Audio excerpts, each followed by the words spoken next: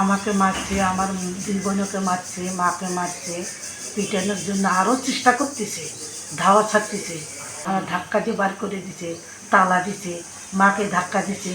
আমি এই অভিযোগ নেওয়ার জন্য টিউনো অফিসে আসছি। বড় ছেলে মারছে, নাতি ফির হলো তিনটে হুড়ি করবে ধরে, নাতি হলে তিনটে আমার যেন এখন কাটে ফেলাচ্ছে আমার টুটি ধরে বড় ছেলে আমার এই পাকে উল্টো পাকে ফেলে না দিয়ে মাথাটা এই পাকে প্যাদা করছে, ফেকনা মারছে 3 বার ফেকনা মারছে। আমার হুঁশ জ্ঞান আসিল নে, আমার বড় ছেলে ছোট ছেলের স্ত্রী করছে, বলে ছুটি ঘর তালা না করে ঘরের জন্য উঠতে পারে না। আর বেটিরে আসছে, বেটিরে মারতে খায়, আমাকে নিয়ে মেডিকেল দিয়ে আমার ছেলের না সাদানি টেউনে অফিসের কাছে আমি অভিযোগ করবার জন্য আসছি। আমার জীবনটা তো আমাকে বাঁচার নাকি।